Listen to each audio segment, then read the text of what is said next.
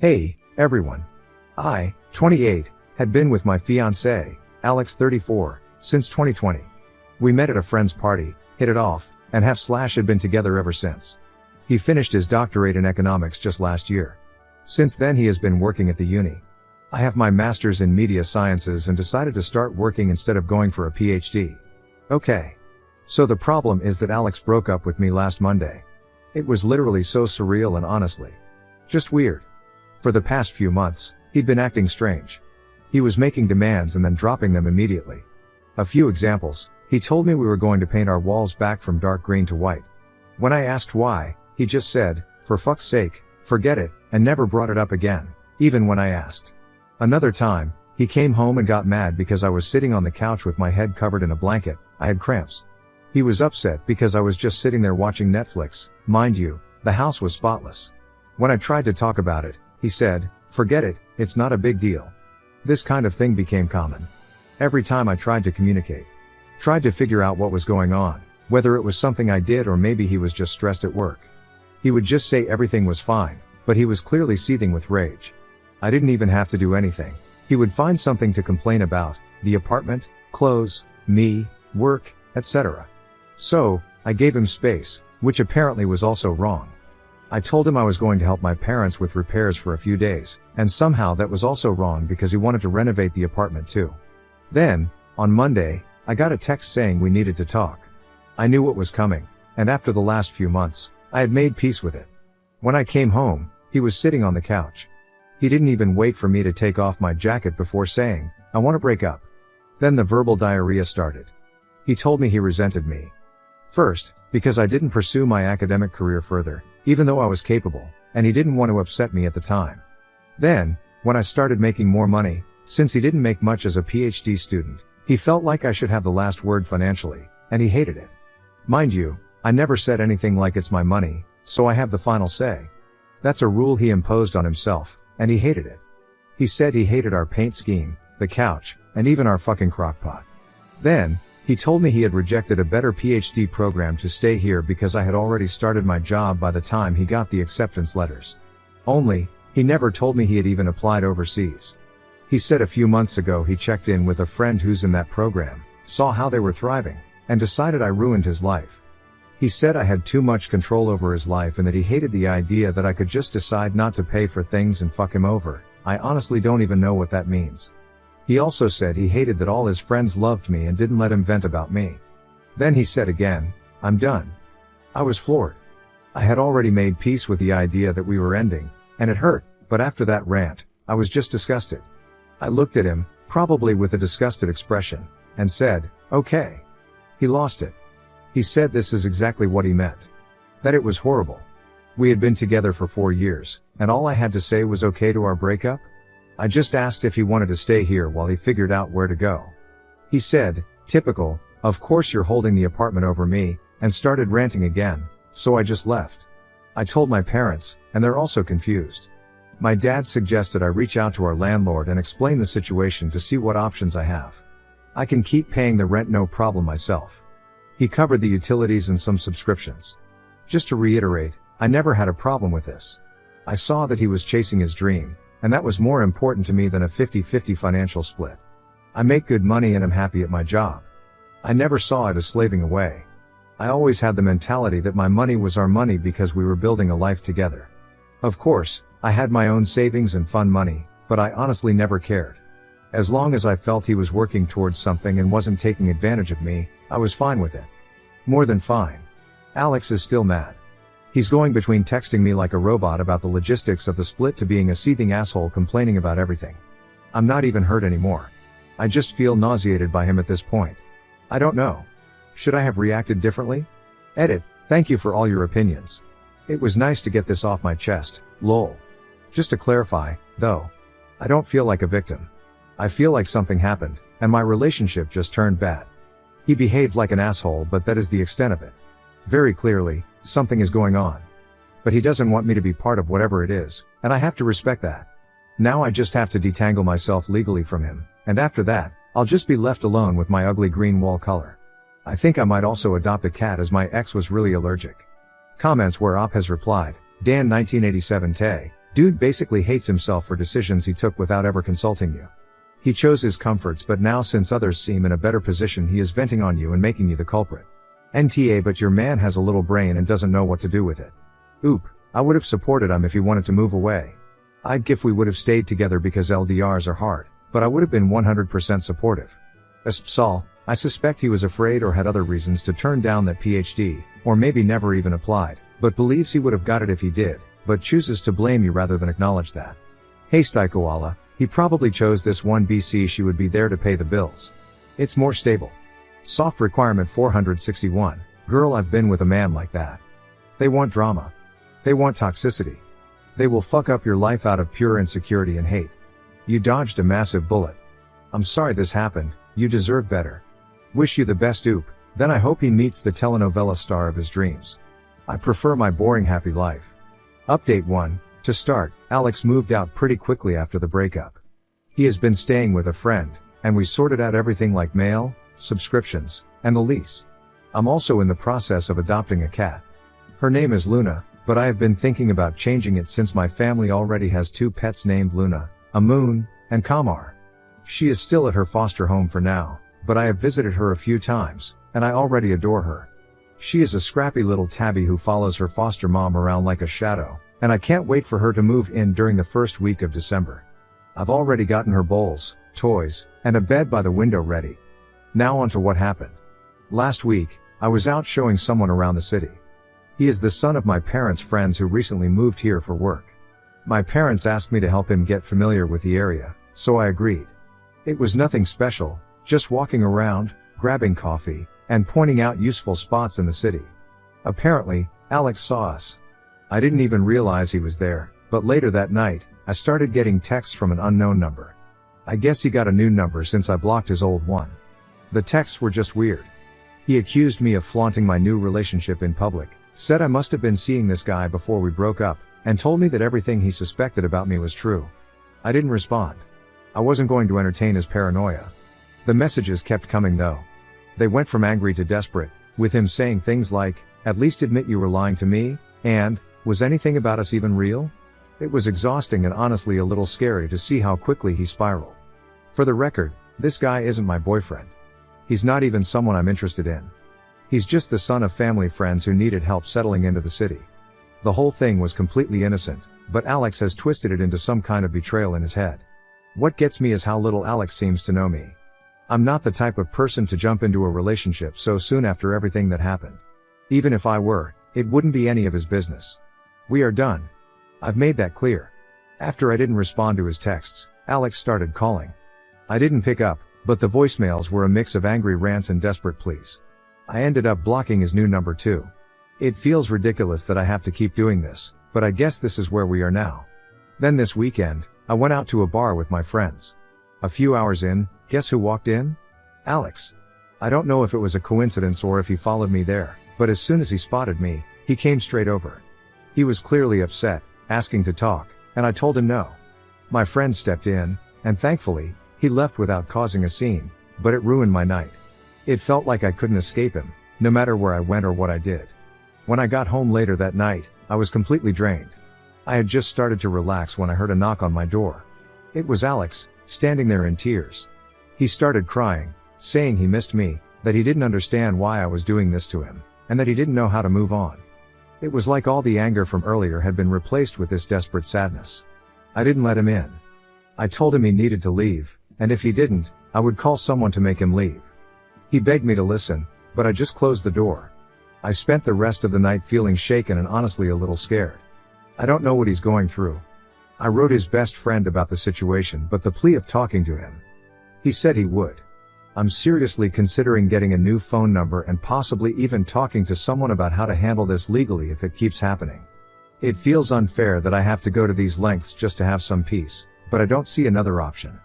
Update 2, thanks for the concern and support I've received. I'm fine. Really. A lot of people suggested things like getting a restraining order, but I just want to clarify that it's not as simple as walking into an office and asking for one. The process involves proving there's an immediate danger to your safety, providing evidence like texts, calls, or witnesses, and then attending court to get approval. It's not something you can do lightly or without solid proof. And no, I'm obviously not getting a gun. I've also seen people diagnosing Alex with various mental health issues, and I want to ask everyone to stop. Yes, something is clearly wrong, but I'm not a doctor, and neither are most of you. It's not fair or helpful to label him with something like bipolar disorder or anything else without real expertise. For what it's worth, I don't actually feel like I'm in danger. In the past month, these were the only 3 incidents that happened. I don't think he's actively stalking me so much as he just knew my patterns. The bar we were at is my favorite spot, and it was a party of one of my closest friends, so it makes sense that he might have guessed I'd be there. When he showed up at my apartment, he knows what time I usually get home. The city tour is the only thing that might have been more intentional, but it could also have been a coincidence that triggered everything. Anyway, this is the end of it. Yesterday, Alex came over with his mom and one of his friends. At first, I didn't want to let him in, but he promised me that this would be the last time I ever saw him. I agreed, mostly because his mom and friend were there, and I figured it would be more awkward to argue on my doorstep. When we sat down, Alex admitted that he was going through a crisis. He told me he was mad at me, but he didn't know why. He said he doesn't like me, that I annoy him, but that he weirdly still loves me, which is why he went crazy when he saw me with someone else. He assured me there wasn't anyone else on his end either. He said he felt like he was going insane. He talked about how he feels judged for being older and not being able to give me the life he thinks I deserve. He said he hates his colleagues, hates his job, hates everything right now, and that everyone and everything annoys him.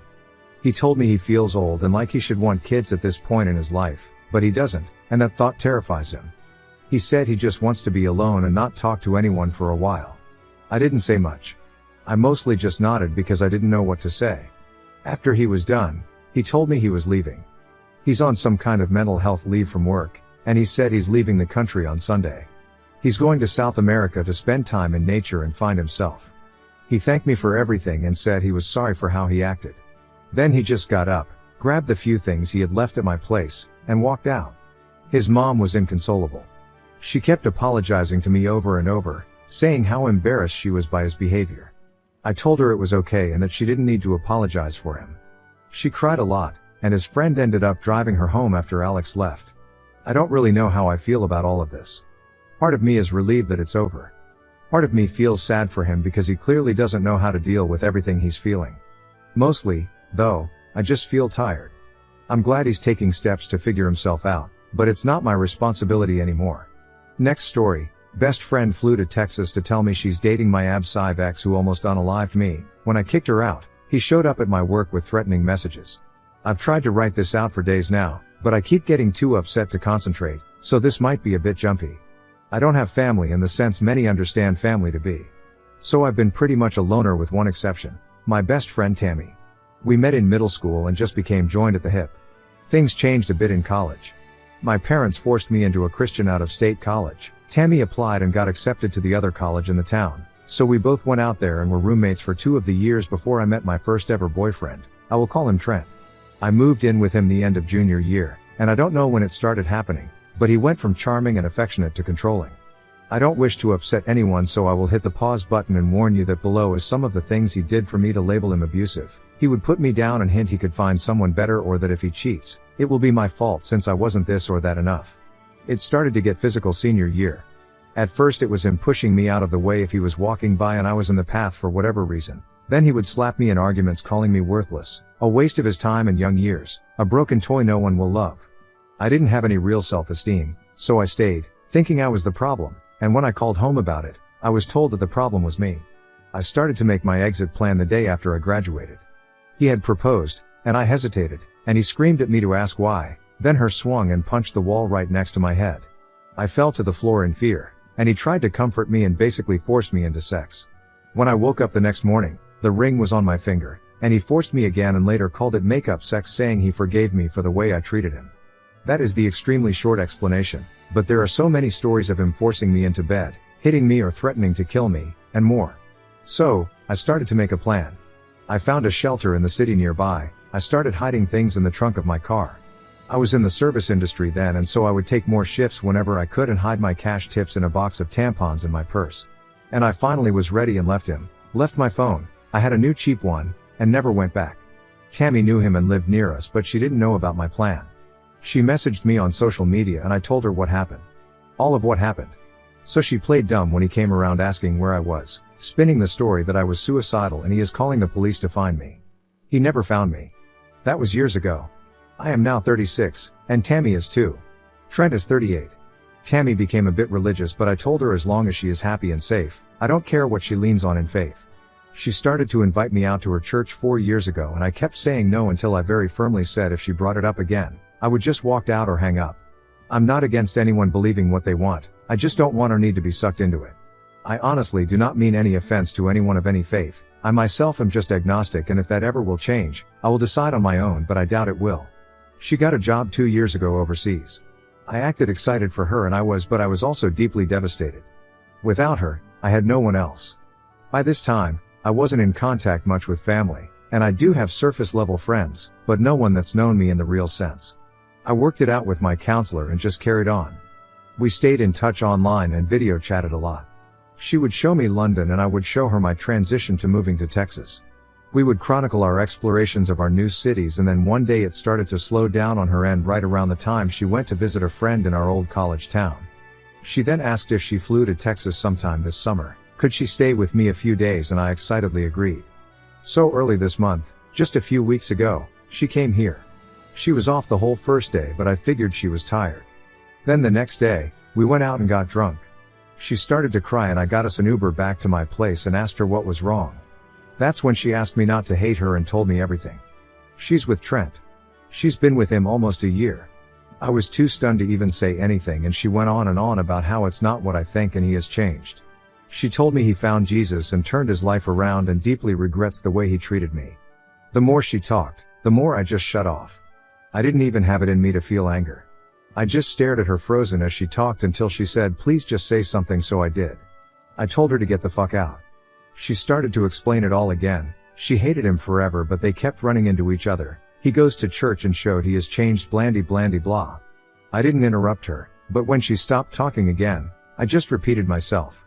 She argued more, and I would just listen and repeat until she grabbed her stuff and left. It was silent between us for a week until my dad texted me that Tammy called my parents crying and told me to get over myself. After all, it's not like I wanted to get back with him, right? And that's what I get for living with a man I wasn't married to. Then she texted the next week rehashing her argument and pretty much demanding I video chat with him to see for myself that he's changed and forgive him. She then blamed me that they can't take the next steps in their relationship because I don't have a forgiving heart and that I was malicious when I kicked her out. I've spent all of this week trying to figure out if I'm insane to think this is a huge betrayal. A deal breaker. I mean, who even dates their friend's ex, for one, but this? I blocked her after she hinted that my version of things was exaggerated and malicious, but I don't have other friends to turn to about this. I don't think I am, but and her family thinks I am at least for kicking her out in a strange city alone when she was just being honest with me. Am I? Update. Hey, guys. Sorry to everyone who reached out and I haven't responded. It took Trent 2 weeks. I had a full-time job but also a part-time service industry job as a bartender. He showed up at the bar. It's a small bar and one of the regulars, Daisy F30S, is one of the folk I did confide in about Trent and Tammy. When Trent walked in, I happened to be chatting with Daisy and she saw my reaction. She asked what was wrong and I told her that it was Trent. She wasted no time and went to get my manager. Trent sat at the end of the bar and I took my time checking in on my other bar guests until my manager Heather F50S came out with the other 2 bartenders, both M30S. Trent had already begun knocking on the bar asking for service loudly and I had been ignoring him. He got kicked out quickly and told that we can and do refuse service to him. I got texts from a new number saying it was Tammy and begging for me to answer. She called 4 times and I didn't answer. She left voicemails with Trent and one without all telling me that I was concerning them with my hatefulness. How I am alone in the world and that's not safe. Who would I turn to if someone broke into my home at night? Things of that nature and religious crap sprinkled in. I was still on the clock and Daisy suggested I stay at her parents'. I know her mom who sometimes comes with her to the bar. At that point I was shaken enough to take them up on it. Daisy's mom, Rose F60S, has been sweet enough to let me stay rent-free for as long as I needed, but I eventually moved in with one of the servers at the bar. She helped me look for legal representation and I filed for a restraining order using screenshots I had emailed myself prior, old voicemails, and though we could not prove harassment on Tammy's end, Trent had said enough in the voicemails and messages he had sent that it qualified for a temporary restraining order. I am safe for now and the hearing is in January. No one knows where I live currently and I've shut down all social media. I've been NC with my family as they've been pushing me to give my address so they can send Christmas gifts, but when I gave them a P.O. box Daisy is allowing me to use, they got angry it wasn't an address and that was suspicious enough for me not to trust them. It's strange, but I am slowly making friendships. And seeing a counselor helps with the stress. Trent is pretty much blacklisted from the square of bars where my bar is. Word gets around. I've not walked alone a single shift since. And that's my update. Not perfect, but I remembered my password when I was checking my email for any additional stuff to send to my lawyer and wanted to let every person concerned about me that I am okay. When this is resolved, I will try to update with more detail.